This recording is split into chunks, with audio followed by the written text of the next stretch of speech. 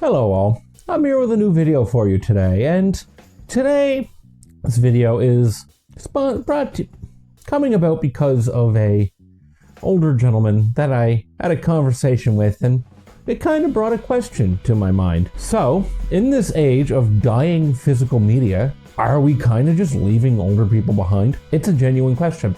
So, to get into this a little bit, okay, what kind of prompted this is, I've been doing a pretty low-level help desk job lately. I'm not going to say for who or anything like that, but I was talking to a guy the other day, one of the customers, and here was a guy who was calling us with questions. And this was a guy who was retired, but he used to work on like those old punch card systems from 3090s. You know, frankly, a guy that probably knows way more about how computers work than I ever will. Because, as a little quick aside for those of you that aren't in IT, the old guys in IT sometimes know a lot more than younger guys because they come from a whole different era where things were much more manual, and the back ends of things tended to be a lot more simple, but the front ends were a lot more complicated. So getting things done was not as easy as it is today. Like, for example, it used to be relatively common practice, not uber common, to compile your own kernels, but that barely happens anymore.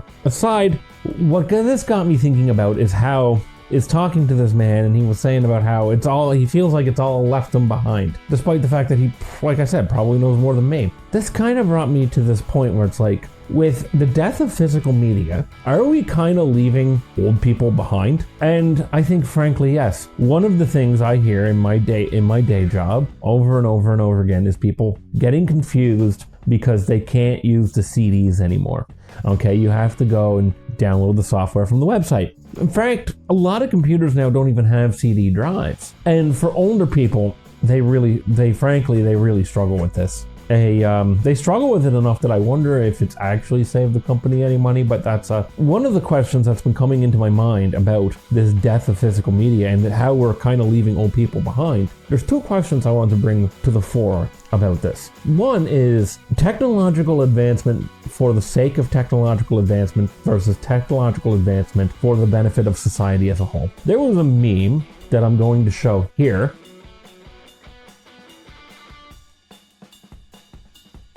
that was going around Twitter recently, that was posted by GameStop. You know, when you used to pop in your game, when you used to have consoles, you could pop your game in and just play it, and that was it.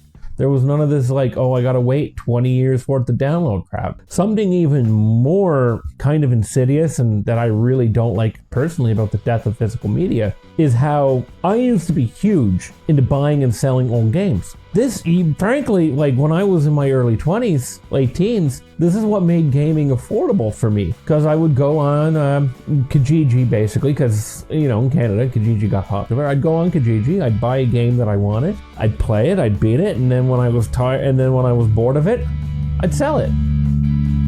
And I did this for a long time, and I used to be able to buy games in lots even. This allowed you to build a game collection for really cheap. Now, thankfully, we do have Steam sales, which are pretty good, but it's not the same because if I buy a game on a Steam sale, I can't turn around and resell it. So, for example, like if I paid, Skyrim was a game I bought this way actually. So if I paid, say, $40 for a copy of Skyrim, I played it till I got bored of it, I could turn around and then sell that copy of Skyrim for roughly the same as what I paid for it. We've moved away from physical media, okay, in the name of advancing technology. But my question really about it is who has been served by this advancement in technology, really? It certainly hasn't been the end user. The end user isn't any better off for this, in my opinion. No, it's the companies making the product. We've entered into this entire era now where companies, like, they want you to pay them money, but they don't even want you to sell, they don't even want to sell you a product. They want to keep the product and your money. And it's ridiculous, in my opinion, because if I don't get to own something, then why should I pay you money for it? I just want to throw in here that, yes, the software licenses, they haven't really actually changed all that much. And even though I'm kind of talking about like 20 years ago, like it was some golden era, there was plenty of problems like with DRM back then too. You know, like you used to get these DRMs that could be a real pain in the butt. what's even worse about those is that they're still a pain in the butt now because a lot of them are defunct and they have made the jobs of people who are trying to preserve these pieces of software, especially games, like old DRM has been horrible for people who try to preserve games. So it's very so these kinds of patterns that are causing the death of physical media, they're not new, but they've always been destructive. The other thing that I wonder about is how this affects people in other countries. In the West, right, we have had access to computers mostly for, like, your average person has had regular exposure to computers since probably about the late 90s, right?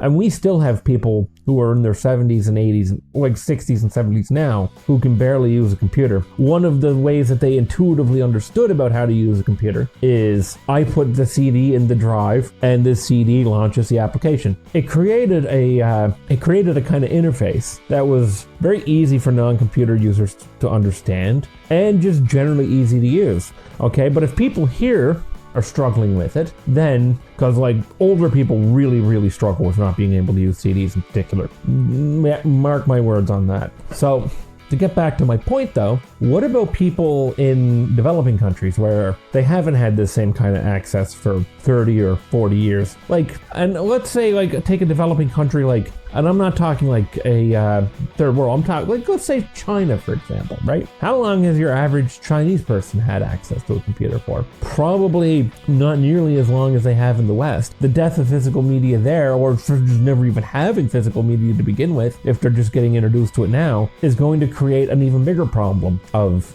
isolation. Because that's really what one of my concerns here is the death of physical media causing further isolation for the elderly? I think the answer to that question is yes. So this is a more unstructured video. I'm just kind of giving my thoughts on the matter. I really don't have any answers. If you like to have a little bit of food for thought here, then don't forget to like and subscribe and pray every day.